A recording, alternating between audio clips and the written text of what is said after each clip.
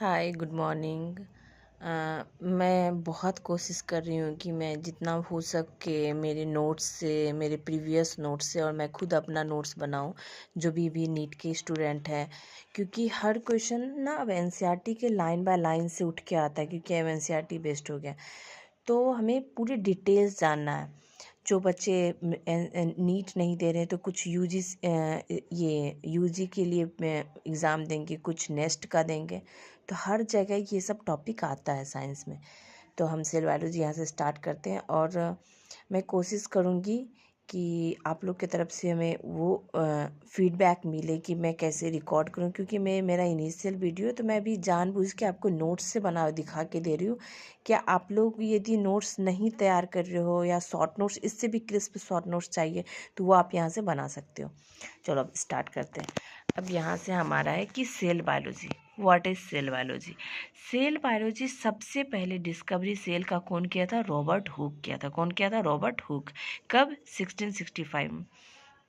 हाँ, मैं इसलिए इतना स्लो और यूज टू लैंग्वेज में बोल रही हूँ, क्योंकि जैसे गाना सुनने का आदत है, वो कान में लगा लो और ये वीडियो चला दो, तो हो सकता है कि आपको बहुत सारे टॉपिक एकदम बहुत जल्दी रिकॉल हो जाए।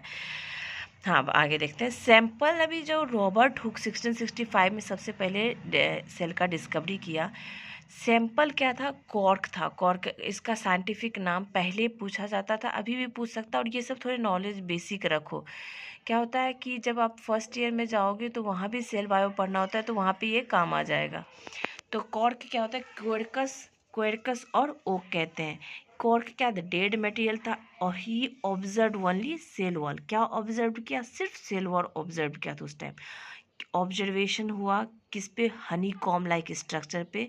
हनी कॉम लाइक स्ट्रक्चर में क्या था कि स्मॉल चैम्बर्स था, जिसको क्या बोला? सेलुला, और उसको बाद में क्या बोले? सेल्स। वही है। ये वर्क कहाँ पब्लिश हुआ था? माइक्रोग्राफिया में एक्स्टेब्लिश हुआ था। कहाँ हुआ था? Micrographia. First living cells discovered by Leo van Hook. First living cells कौन डिस्कवर्ड किया था? Leo van Hook. अब आते हैं स्लाइडेन एंड स्वान के बारे में। स्लाइडेन क्या था? बॉटनिस्ट था। ये चीज़ जानना बहुत ज़रूरी है। स्लाइडेन कौन था? बॉटनिस्ट था। और स्वान क्या था? जोलॉजिस्ट था। अब यहाँ पे आता है कि ये दोनों इंडिपेंडेंट स्टडी किए थे। अब दोनों का ईयर देख लो, ये 1838 में था, ये 1839 में आया था, तो दोनों अपना इंडिपेंडेंट स्टडी कर रहा था, और उसी टाइम स्वान अपना हाइपोथेसिस दिया था और फॉर्म किया एक से बेसिस फॉर्म किसका? सेल थ्योरी का।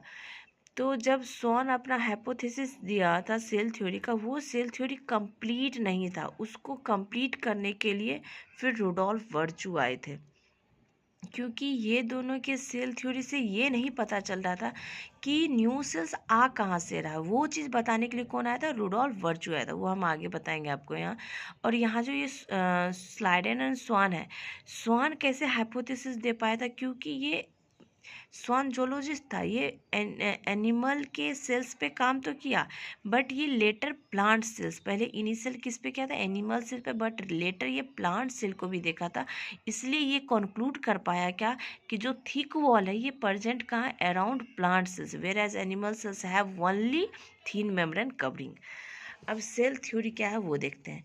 सेल थ्योरी क्या है कि सेल क्या है? बेसिक यूनिट ऑफ लाइफ है, smallest part which maintain features of life. सबसे स्मॉलेस्ट पार्ट, इसलिए हम क्या कहते हैं इसको? सेल क्या है? फंक्शनल यूनिट ऑफ लाइफ है, basic functional unit of life है। स्मॉलेस्ट पार्ट है सेल, जो मेंटेन करता है हर फीचर्स को जो एक लिविंग लाइफ में होना चाहिए। Example metabolism. अब यहाँ पे हम माइटोकॉन्ड्रिया लिखें। माइटोकॉन्ड्रिया भी एक सेल्स है जो हर फंक्शंस कैरी करता है, बट ये सेमी ऑटोनोमस है, पूरा फंक्शंस इसमें नहीं हो पाता है। अब आ रहा है कि organisms are made up of a single cell और मल्टीपल सेल। ऑर्गेनिज्म क्या होगा? या तो सिंगल सेल से बनेगा या मल्टीपल सेल से बनेगा। अब यहाँ पे हम पढ़ते हैं क्या, जो एक्टिविटीज़ होता है मल्टी सेलुलर ऑर्गेनिज्म का, वो क्या होता है? Are the sum total of functions of cells and coordinations is maintain among cells. अब यहाँ पे हम क्या बोल रहे हैं कि जो एक्टिविटीज़ होता है मल्टी सेलुलर ऑर्गेनिज्म का, वो क्या है, एक्टिविटीज़ क्या है, जितना भी सेल टोटल फंक्शंस होता है एक सेल में, और जो मेंटेनेंस होता है, मेंटेन करता है अमंग सेल्स में, उसको हम क्या कह रहे हैं, activities of multi cellular organisms are the sum total of functions of cell and coordinations is maintained। यहाँ पे क्या रहा है, फंक्शन ऑफ सेल्स और उस सेल्स का जो कोऑर्डिनेशन है, क्योंकि एक सेल से नहीं बन रहा है, वहाँ पे मल्टीपल ऑफ सेल्स होता है, तो उस हर सेल्स में जो कोऑर्डिनेशन हो रहा है वो कैसे हो रहा है, उस सब को मिला के हम क्या कहेंगे, मल्टी सेलुलर ऑर्गेनिज्म अपना काम करता है। अब यहाँ पे हम रुडोल्फ वर्च्यू के बारे में देखते हैं, क्योंकि हम बोले कि सेल थ्योरी का एक फाइनल ढांचा जो बोलेंगे तैयार कौन किया, रुडोल्फ वर्च्यू किया। 1855 में ये आए और ये बताए कि न्यू सेल्स एराइज होता है कहाँ से, प्री एग्जिस्टिंग सेल से, जिसको हम ओमनी सेलुला ई सेलुला कहते हैं। अब यहाँ से सेल लिनियस थ्योरी आता है, कह रहा है it explains that new life can be formed only from pre existing life in current environmental condition. ठीक, अब कह रहा है कि नया सेल्स फॉर्म होता है कहाँ से, ओनली प्री एग्जिस्टिंग सेल से ही आता है, कुछ नया वहाँ पे नहीं बनता है, प्री एग्जिस्टिंग सेल्स ही नया सेल्स को बनाता है।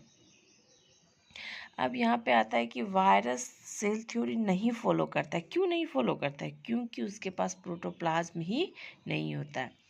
अब यहाँ पे आ रहा है कि acellular unicellular organisms like amoeba are better referred as acellular. कह रहा है यूनिसेलुलर ऑर्गेनिज्म जो अमीबा है उसको हम बेटर ये रेफर्ड करें कि वो ए सेलुलर है। क्यों, क्योंकि as they are comparable to complete body of multi cellular organisms rather than a chamber of multi cellular body without chambers. थोड़ा इसमें मैं भी कन्फ्यूजन हूँ, एक बार और देखती हूँ क्या बोलना चाह रहा है। कह रहा है कि यूनिसेलुलर ऑर्गेनिजम्स लाइक अमीबा जो यूनिसेलुलर ऑर्गेनिजम्स हैं वो उसको हम बेटर क्या बोले कि ए सेलुलर है, ए सेलुलर है। ए सेलुलर क्यों बोले, क्योंकि ये as they are comparable to complete body of a multicellular organisms rather than a chambers of a multicellular। Okay, ये कह रहा है कि ये कंप्लीट बॉडी है मल्टीसेलुलर ऑर्गेनिजम्स का, एक चैम्बर नहीं है मल्टीसेलुलर ऑर्गेनिज्म का, तो इसीलिए हम इसको ना मल्टीसेलुलर में रख सकते हैं बट इसको ए सेलुलर में रख सकते हैं, बॉडी विदाउट चैम्बर्स।